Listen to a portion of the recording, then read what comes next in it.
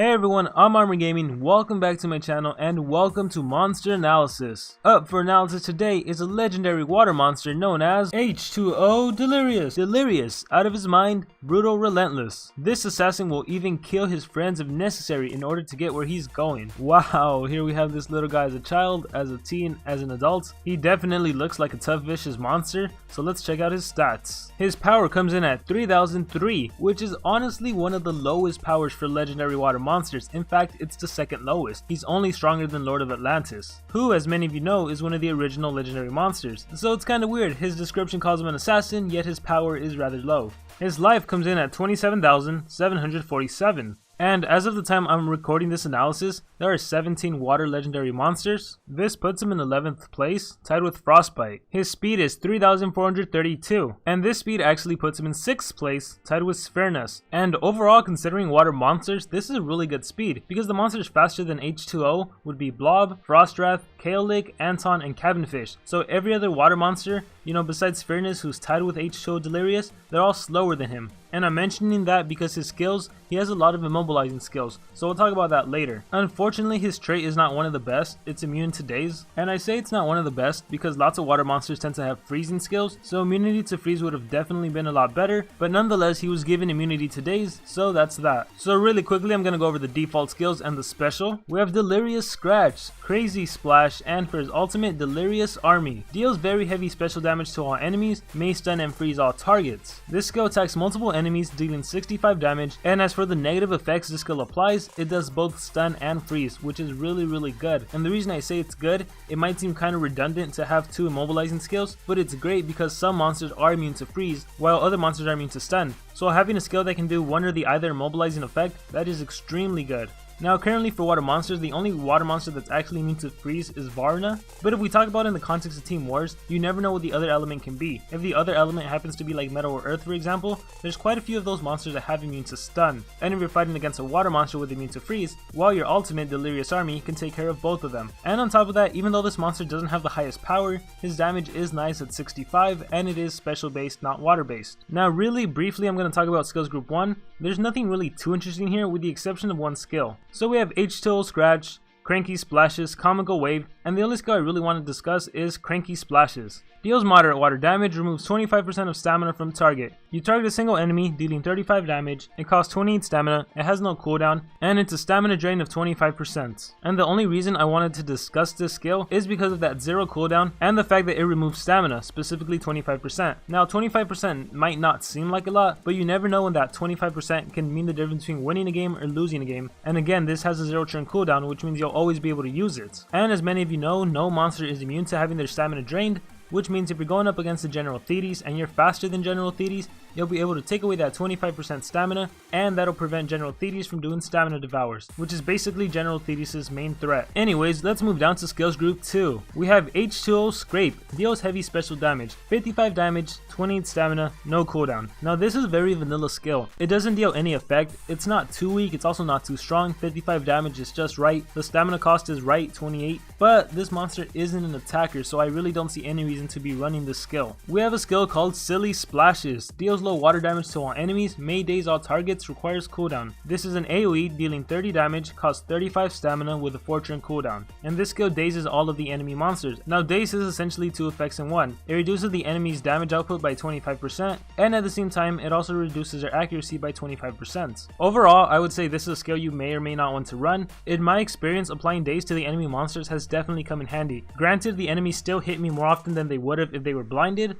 I did notice a considerable more amount of misses from the enemy monsters, and aside from that, when the enemy monsters did manage to hit me, they were dealing 25% less damage than they normally would have. Overall though, I would say this is a skill you may or may not want to run. Next we have Shut Up. Deals heavy water damage, applies stamina leak to target, requires cooldown. This skill targets a single enemy, dealing 50 damage, costs 28 stamina, and it has a 1 turn cooldown. So applying stamina leak to an enemy monster reduces that monster's stamina by 15% for the following 3 turns. On your typical legendary monster that has 140 stamina, draining 15% of their stamina is equivalent to draining 20 stamina points. So over the course of 3 turns, that's equivalent to draining 60 stamina points. So I like the effect stamina leak, and I like the low 1 turn cooldown as well as the stamina cost. The power isn't necessarily the highest, but of course it doesn't matter because this monster is not an attacker. So overall this skill would be another skill that you may or may not want to use. So now we're down to skills group 3, and in fact the following 3 skills are the skills you want to use on this monster, and for the last skill it's honestly up to you. It can be any of the 3 skills I talked about in detail. Anyway, we start things off with H2O Laceration. Deals heavy special damage, removes 50% of stamina from target, requires cooldown. So this skill targets a single enemy, dealing 55 damage, costs 31 stamina, and it has a 1 turn cooldown. Now in my opinion this is a great skill for the same reason that Cranky Splashes from skills group 1 was a good skill.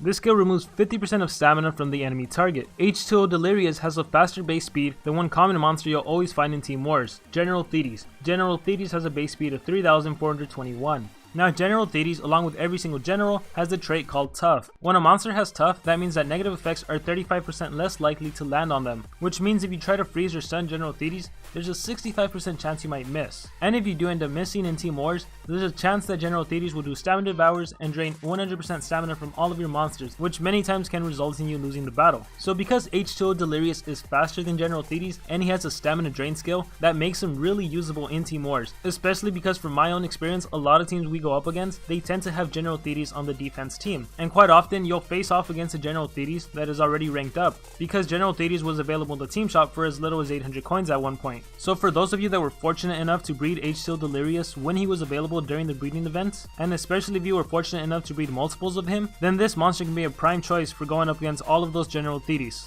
So this is definitely a skill you want to equip. As I already mentioned, all of the skills you're going to want to equip. So moving on, we have Psycho Slashes. Deals low water damage to all enemies, may freeze all targets, requires cooldown. This skill attacks multiple enemies, dealing 30 damage, costs 35 stamina, and it has a high fortune cooldown. And this is your typical AoE free skill we see on all water deny monsters. Now once again, in terms of water monsters and in terms of speed, this monster is tied for 6th place.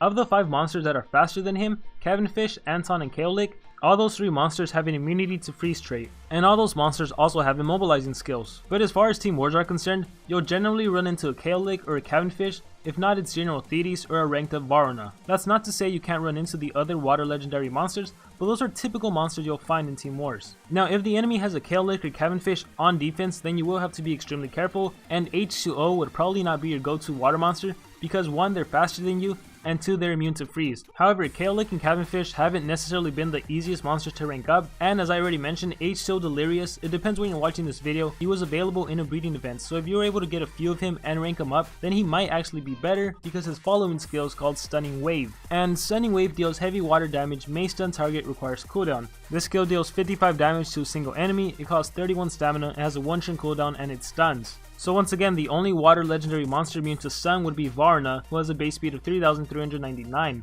So if you were able to get H2O Delirious and rank him up, and you're going up against level 100 Cavenfish or Kaoliks, you would be able to immobilize them with Stunning Wave. Now I've always maintained that it's not necessarily fair to compare a monster that's ranked versus a monster that's not ranked, even if it's easy to rank up a monster, so let's bring it back to level 100 monsters. And before that, let's just talk about the skill set for this monster. Like I already mentioned, I would run all of skills group 3, H2O Laceration, Psycho Splashes, and Stunning Wave. Psycho Splashes, as you know, is an AoE free skill, which is good. This is primarily good in player versus player, adventure map dungeons. In Team Wars, it's also a really helpful skill, but just keep note that there are lots of water monsters immune to freeze. Stunning Wave can help to immobilize those water monsters that are immune to freeze, and most of the time in Team Wars, it really does come down to 2 legendary monsters versus 2 legendary monsters. And because H2O Delirious has immunity to daze and not immunity to freeze, if you're using this monster, sometimes it will be more helpful to use Stunning Wave on the enemy water monster to immobilize it, instead of using Psycho Splashes to immobilize the enemy attacker, because if you allow that enemy water monster to get a turn in and it does an AoE freeze, chances are your whole team is going to be immobilized for 1 turn, so you have to be strategic about how you do your battles. H2O Laceration, as I already mentioned, is extremely good because it removes stamina,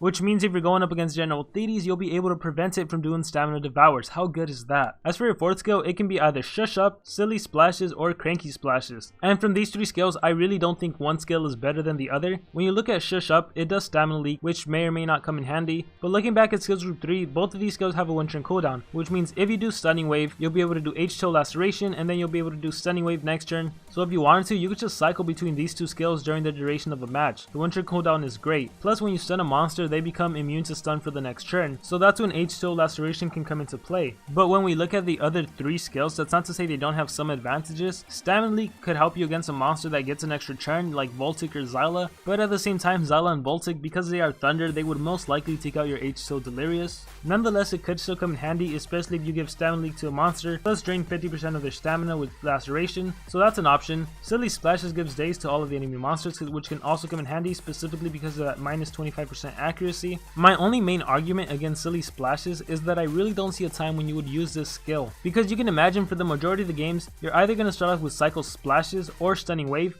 and for the following skill, you're probably going to use the other skill, whatever you didn't do in turn 1. So I really don't see a point when having an AoE Daze would come in handy, especially when you could have either a drain 50% stamina, or a skill to give Stamina Leak if you choose that skill. So then that leaves Cranky Splashes, and if you're wondering, Armor, why would you want the skills group 1 skill that only removes 25% of stamina from the enemy target when you have a skill that removes 50% of stamina from the target? And my answer to you is the fact that it has a 0 turn cooldown. And this will primarily work once again when you're going up against a General Thetis, because if you face off against a General Thetis and you start the game off with H2O Laceration, thus draining 50% of the stamina, and then General Thetis gets a turn, and let's say it does Elite Sea Troops, thus recharging her stamina all the way up to 140, while your H2O Laceration is going to have a 1 turn cooldown, which means you'd be at risk for General Thetis doing her stamina devours once again, just in case you can't finish her off. Which means if you have Cranky Splashes, you'll be able to drain 25% of stamina, thus preventing it from doing stamina devours once again. You could of course use Shush Up, but there is a 35% chance that Stamina Leak won't land on General Thetis, so again, that decision is totally up to you. You can run Cranky Splashes, Silly Splashes, or Shush Up for the final skill. The 3 skills I do recommend, however, are all of skills group 3. And even though this monster doesn't have the best trait, especially for a water monster, I would still say this monster is really good in Team Wars. H2O Delirious could have been fantastic if he did have immune to freeze, but I still do think he's a really good choice for Team Wars. So that is actually going to conclude my analysis on H2O Delirious, and now I want to hear from all of you guys. What do you think about this monster? Do you think H2O Delirious is good, or do you think he's not so good? How do you think he compares to the other water legendary monsters? Like always, let me know what you think in the comments below, and also be sure to let me know what monster you want me to analyze next. I hope everyone has a good day or a good night. Remember to dream big and pursue your passions.